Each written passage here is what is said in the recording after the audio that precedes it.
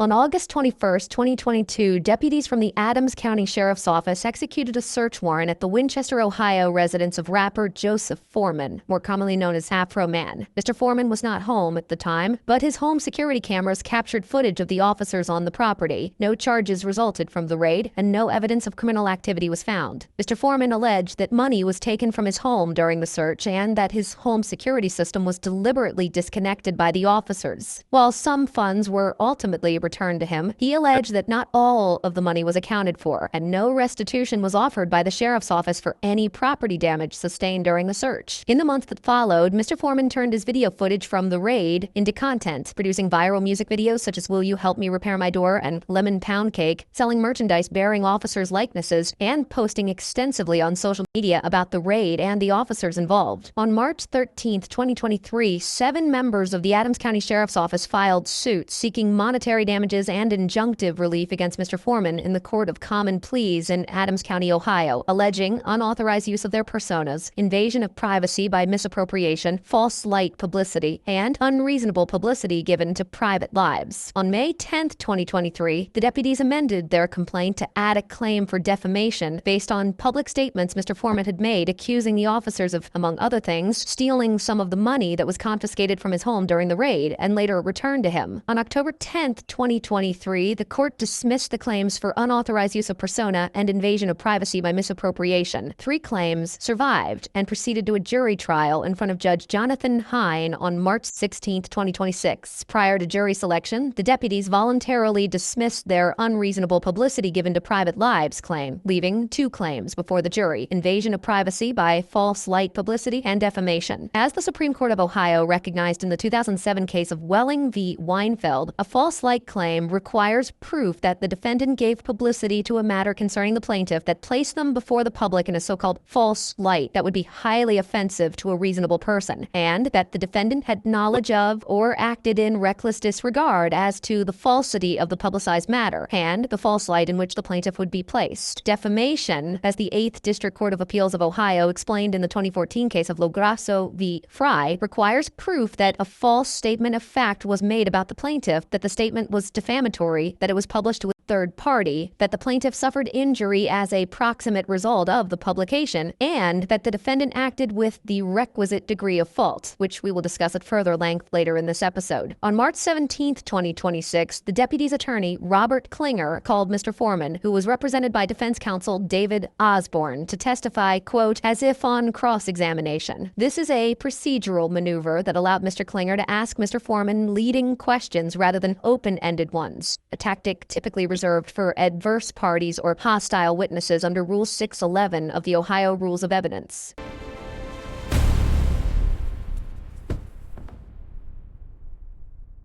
On cross-examination.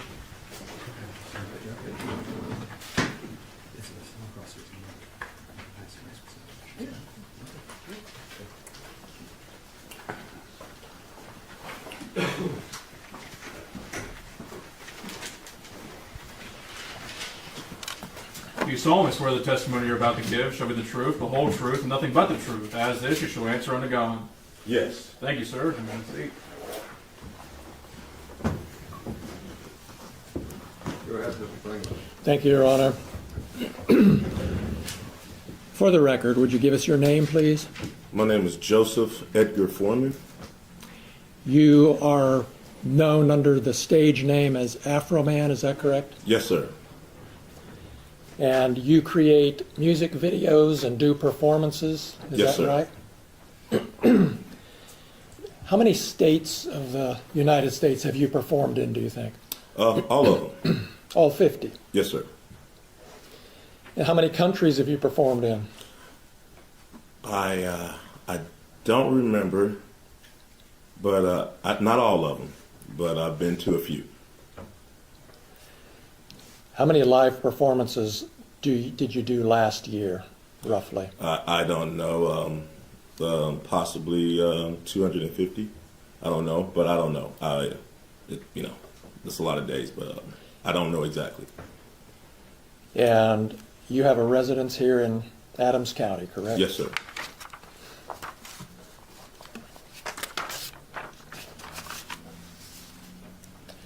you've been performing for 20 or 30 years, is that right? All my life. All right. And is it fair to say that one of the first big hits you had was But Then I Got High? Because I got high. Because I Got High? And do you think it's accurate to say that that song has had over 300 million views on YouTube? Sounds right. You have a large presence on social media, obviously, correct? Depends on your definition of large. There's bigger people than me, but I'm all right. And on Instagram, is it fair to say that you have 247,000 followers? Yeah, I just got some of them the other day. You got new ones coming all the time Yes. Not all the time, just here lately. because the trial's coming up? Yeah, all the publicity from the officer's lawsuit and me is running up my numbers. Yeah. Yeah. And on YouTube, you have almost 1 million followers, 983,000. Is that right? I haven't looked. It was 977 last time I looked. And on TikTok, you have about 392,000 followers. I haven't looked at it, but that sounds kind of right. You know when you post something that a lot of people are going to see it, don't you? Yes.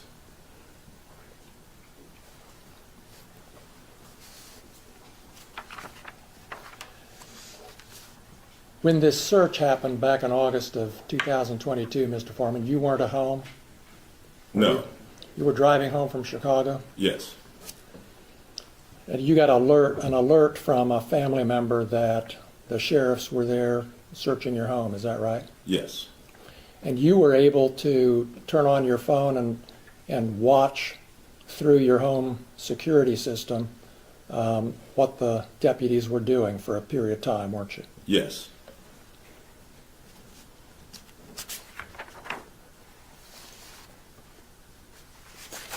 And is it fair to say you were angry and upset about this search? I wasn't happy.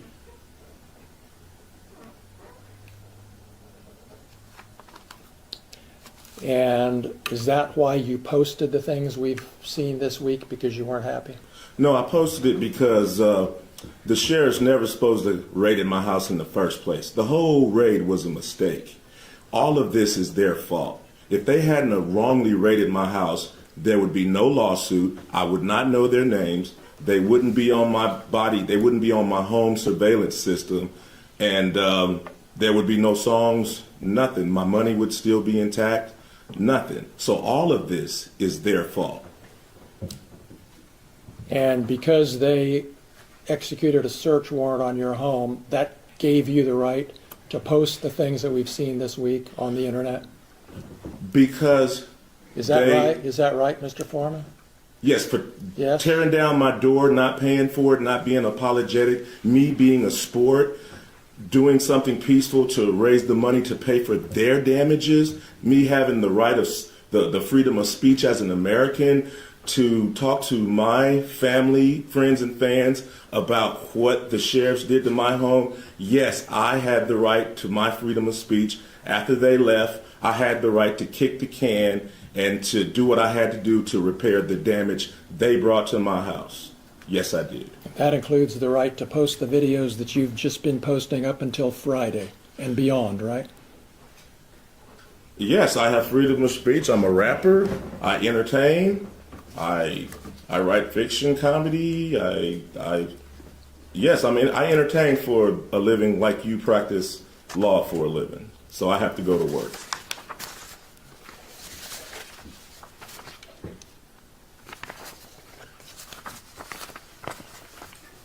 The deputies left a warrant return at your house, didn't they?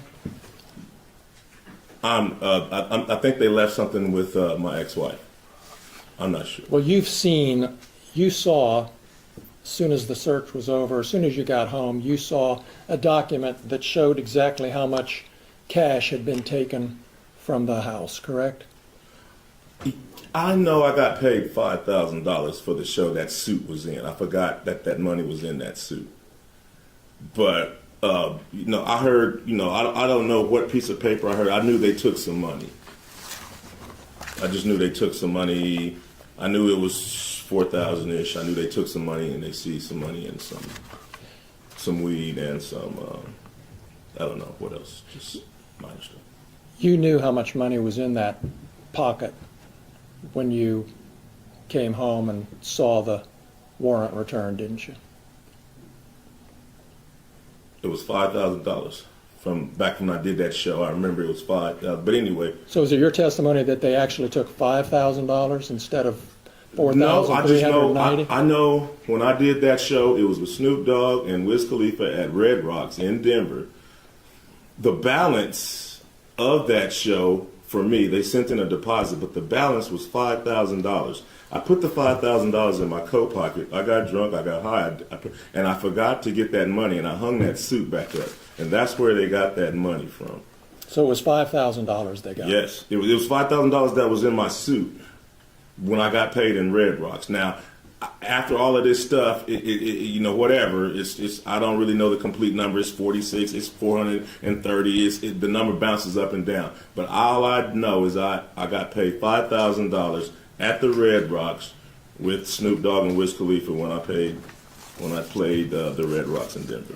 Mr. Klinger questions Mr. Foreman about his knowledge of the precise amount of money that was taken from his home during the raid. For both remaining claims, the deputies were required to prove not only that Mr. Foreman's statements were false, but that he made them with a sufficiently culpable mental state. As we discussed earlier, a false light claim requires proof that Mr. Foreman had knowledge of or acted in reckless disregard as to the falsity of the publicized matter. Likewise, for defamation, the requisite degree of fault is elevated here because police officers acting within the scope of their official capacity are public officials under Ohio's libel law, as established by the 8th District Court of Appeals of Ohio in the 1988 case of Mueller v. Storer Communications. As the Supreme Court determined in the 1964 case of New York Times v. Sullivan, a public official cannot recover damages for a defamatory falsehood unless the false statement is made with quote-unquote actual malice, which requires proof by clear and convincing evidence that the statement was made with knowledge that it was false or with reckless disregard of whether it was false or not. Accordingly, it seems that Mr. Klinger was questioning Mr. Foreman about what he knew about the amount of money that was taken from him in an attempt to establish that Mr. Foreman either knew his public accusations of theft were false or made them with reckless disregard for their truth or falsity. And you got $4,000 returned, right?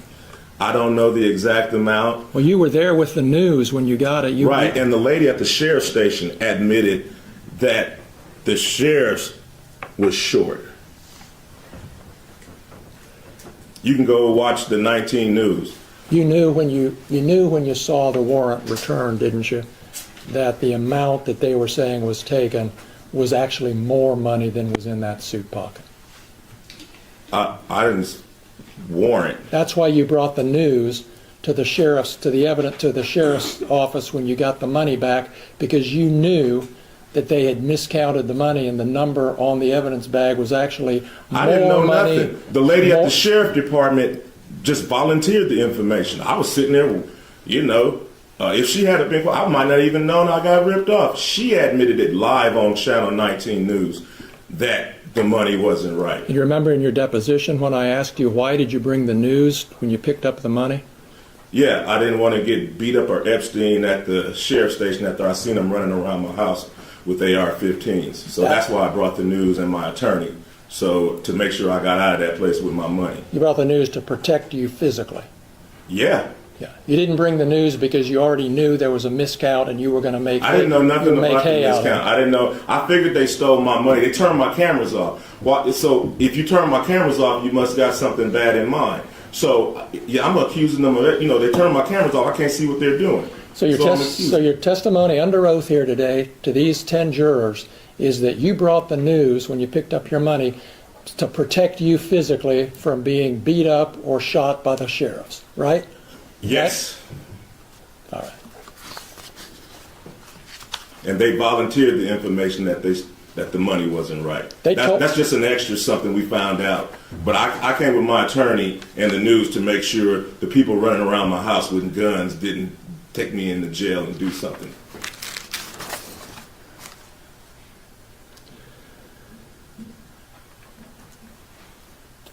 You had a safe in your home, correct? 2 of them. 2 safes. Did the sheriffs look into those safes, to your knowledge? Yes, they The did. deputies? Yes. And how did they get the combination?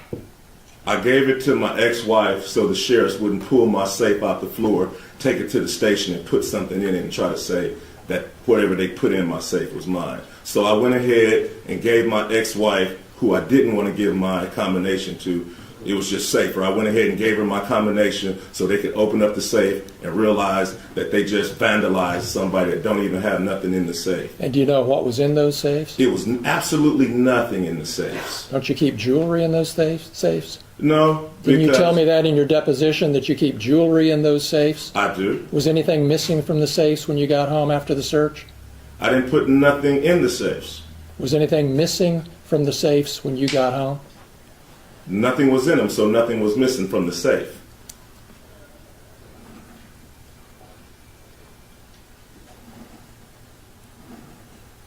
You talked to Randy Walters on the phone before you got home that evening during the search, or right afterwards, didn't you? Yes, sir. He told you that they were taking some money and some vape pens and a small amount of marijuana. He told you that. Yes, sir.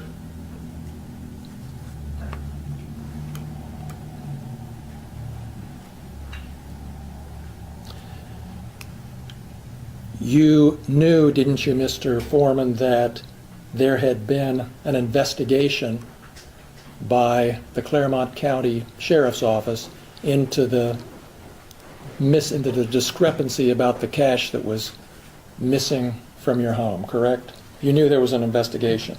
Yeah, I knew the sheriffs was investigating themselves. Oh, that's how you saw it. Yes, sir. Okay.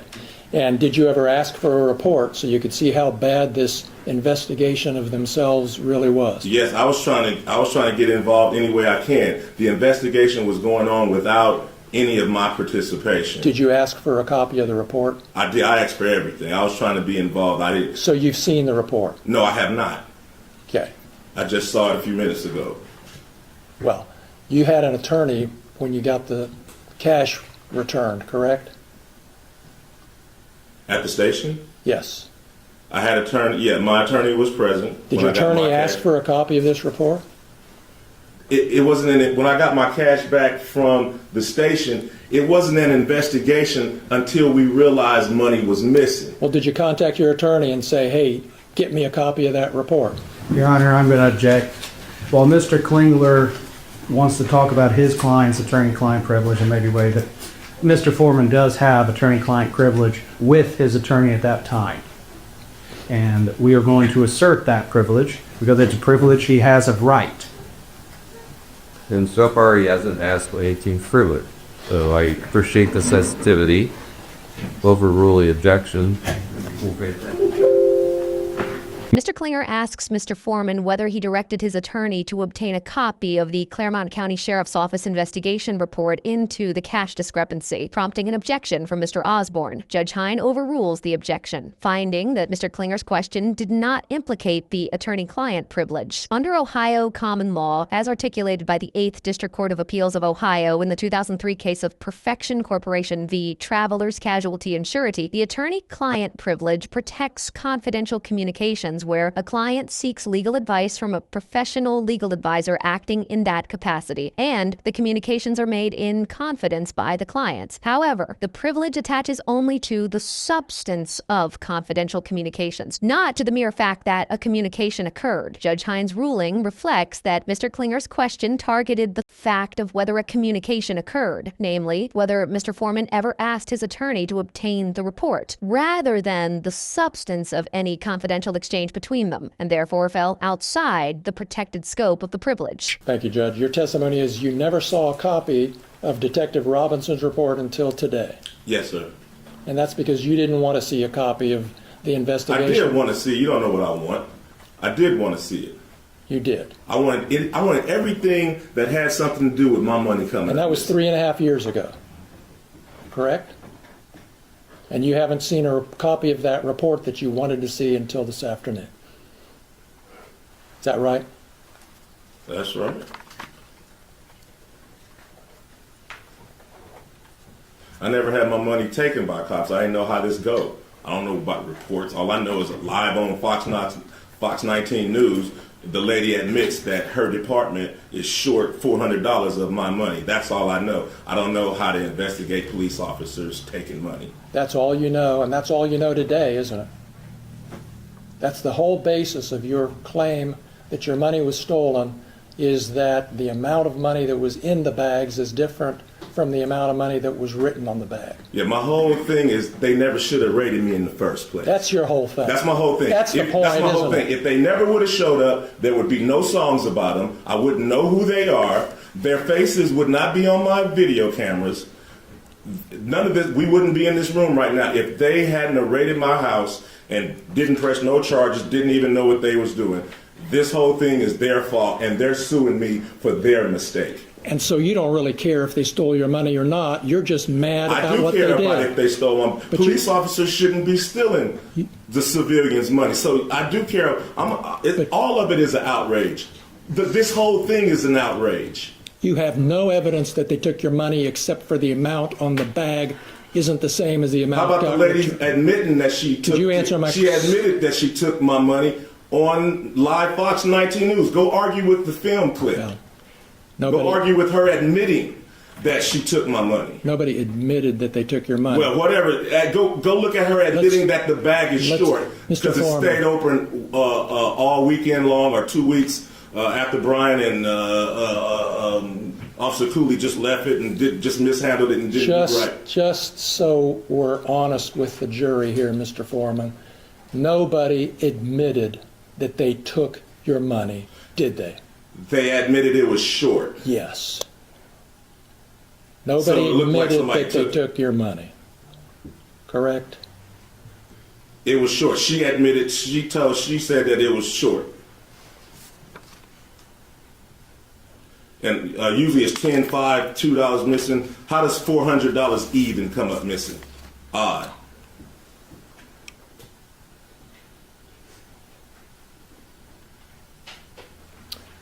You posted videos about Brian Newland doing hard drugs and snitching on his friend, and you posted those based on rumors, didn't you?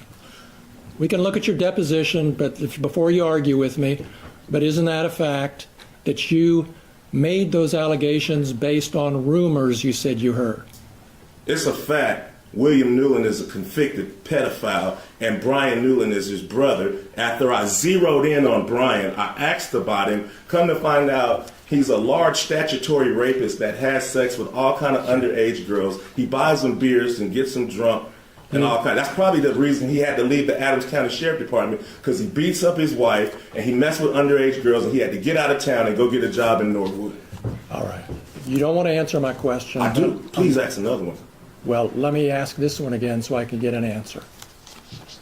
Do you remember in your deposition when I asked you, you have no reason to think these rumors about Brian Newland are true, do you? And you said, well, it's more entertaining if it's true, and I can make some money. Do you remember that? No, I don't. That's a however long that deposition was. You can read the deposition and it tells you what I said. Do we have a copy, another copy of that? Because I'll show it to you, and I can show you my copy. Refresh your recollection. You know, it refreshes recollection. It's The strings. Thank you, Judge. If I can get it working here. Your Honor, I would object to using the screen to refresh his recollection, not publishing it to the jury. If he wants to refresh his recollection, you can show him it and then ask him a question, much how we would do in criminal law with the police report. If an officer didn't remember, we wouldn't show the report. We would show it to the officer. He would refresh his memory by reading it, and then we'd re-ask the question. Do it that way. Just make sure you think he reads it right. I'm just trying to get through the verbiage. If Mr. Just make sure you think he reads it right. Otherwise, I have to wrestle with you about whether he read it right. Sure. So just read it. And then if we want to move it as an exhibit, you can do that. Remember your deposition being taken, Mr. Foreman, in your attorney's office on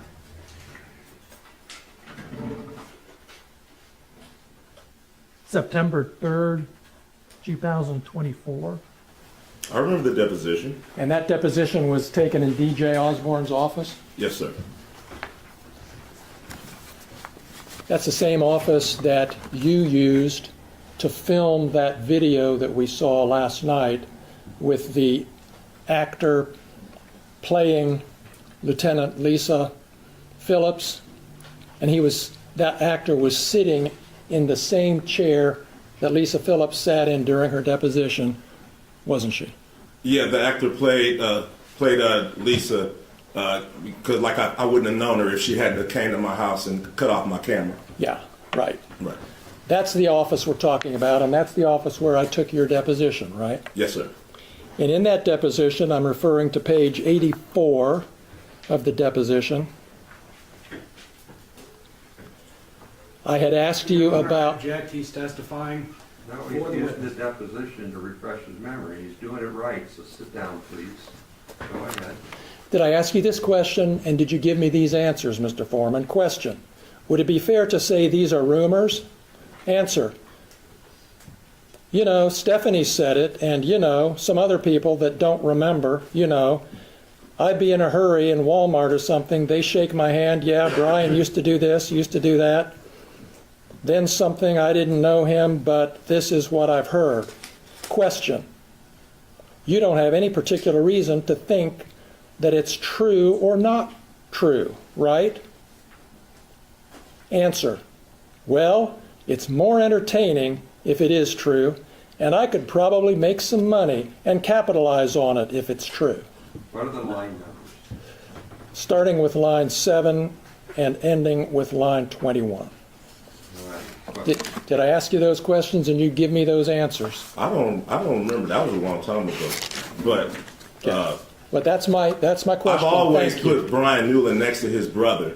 So that's my basis, and I've always... We noticed that. Yeah. And your attorney's going to be able to ask you whatever questions he wants. Right now, I'd like you to focus on my questions, Mr. Foreman.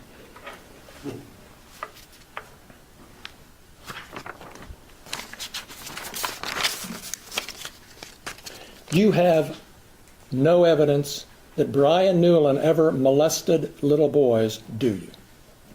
If you look at the picture, he's holding the little boy butt. It's too much for me.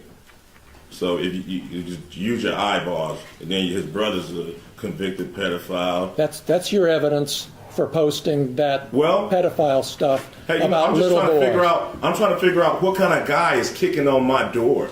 What kind of guy is walking around my house reading my bank statements?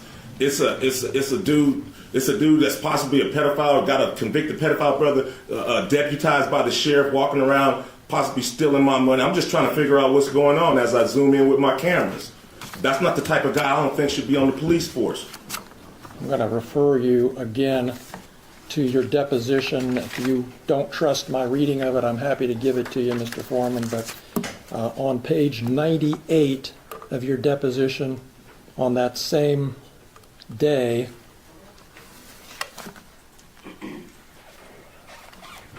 beginning at 9/11, did I ask you this question and did you give me this answer? And again, the only evidence, you don't have any evidence that Brian Newland is a pedophile or plays with little boys. Answer: no, sir. Did I ask you that question? Did you give me that answer? I don't remember. What are the line numbers? Beginning with line 11, ending with line 14 on page 98.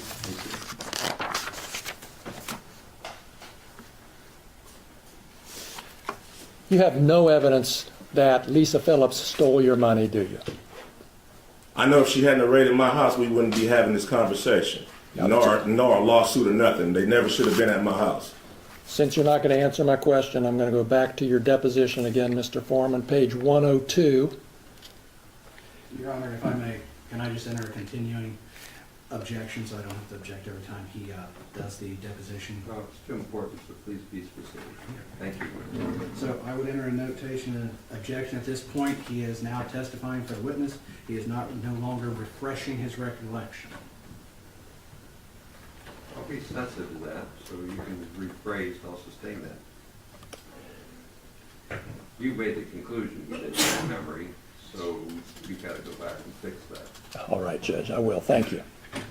Do you remember telling me in your deposition, Mr. Foreman, that you don't have any evidence that Lisa Phillips stole your money?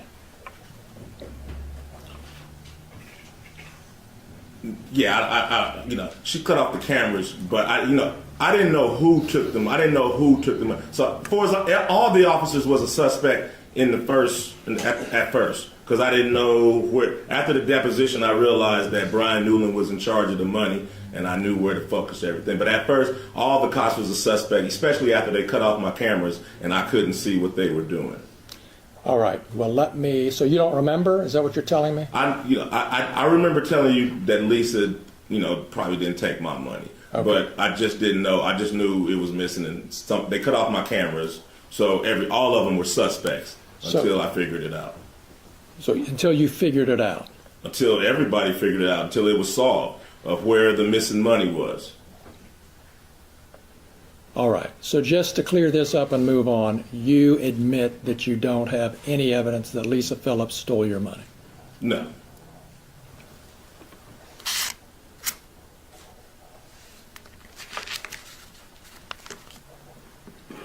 But I know if she wasn't there in the first place, we wouldn't be having this conversation or be here. And is it true that one of your big motivation, really, in making all of these posts is to make money? To pay for the damage that they brought to my house under the circumstance that they shouldn't have even been there in the first place. Okay. So the answer to my question is yes, your motivation was to make money? To pay for the damages that they brought to my house under the circumstances that they shouldn't have been there in the first place. Have you made enough yet to make up for it? Not really, How much have you made on it? I don't know exactly, but it wasn't hardly $24,000. $24,000. It wasn't that. It wasn't that. You're still making money on today, right, with the new posts and advertisements and things? It's publicity. You're still selling merchandise, aren't you?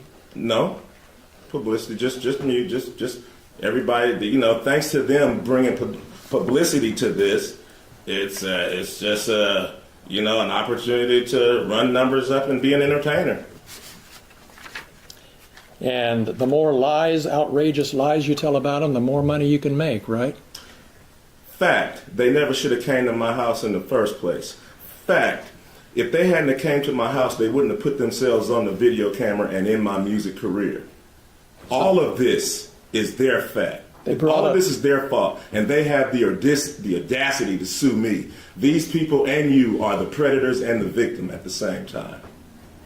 So what they did, searching your house, gave you the right to do everything you've Under done. the circumstance that I got freedom of speech, after they run around my house with guns and kick down my door, I got the right to kick a can in my backyard, use my freedom of speech, turn my bad times into a good time. Yes, I do. And I think I'm a sport for doing so, because I don't go to their house, kick down their doors, flip them off on their surveillance cameras, then try to play the victim and sue them. Throughout his testimony, Mr. Foreman maintains that everything that he posted about the deputies was a protected exercise of his First Amendment right to free speech, arguing that he had the right to speak publicly about what the officers did and to express himself as an entertainer. It is unavoidable that tort claims like defamation and false light, which by their nature involve penalizing speech, exist in tension with the First Amendment's guarantee of free expression. In the 1964 case of New York Times v. Sullivan, which we discussed earlier in this episode, episode, the Supreme Court held that the First Amendment places significant limits on defamation claims brought by public officials, citing to a profound national commitment to the principle that debate on public issues should be uninhibited, robust, and wide open, and that such debate may include harsh and offensive attacks on government and public officials. That protection, however, is not absolute. The First Amendment does not shield all speech about public officials from liability, and the New York Times case preserves a narrow avenue for recovery where a public official can prove that the defendant made a verifiably false statement of fact, as distinct from a mere expression of opinion, with quote-unquote actual malice, meaning that the statement was made with knowledge of its falsity or with reckless disregard for whether it was true or false. The distinction is critical here, as the First Amendment fully protects commentary, criticism, and artistic expression about the conduct of law enforcement, while leaving room for civil liability for a very narrow category of false statements. You were at Lisa Phillips's deposition, correct? Yes, sir. In your lawyer's office. Yes, sir. Same office where you filmed part of that video last Friday. Yes, sir. And you saw how upset she was when she was answering your lawyer's questions about how this had affected her, right? Yes, yes, And you saw your attorney say, do we need to take a break? yes, And you saw her say, no, let's go on and get this over with. yes, sir. You saw all that. Yes. You knew she was upset. Just like she knew I was upset when she was standing in front of my kids with an AR-15 with her hand around the trigger ready to shoot me. Just like she knew I was upset when she cut my cameras. But I'm not a person, she is. So I'm sorry for being a victim. Let's talk about the predators. Okay. So you saw all that. You saw how upset she was. You heard the testimony about her children. You heard the testimony at the depositions about Randy Newland's daughter who came home upset. You heard all that. But you're still posting stuff about Yeah, it. because I understand it was Randy's fault and all of their fault for coming in my house in the first place. So if they hadn't came to my house, their children wouldn't be saying nothing. None of this would be going home if they did their research and did things right. So all of this is their fault. And now they want to sue me for their mistake.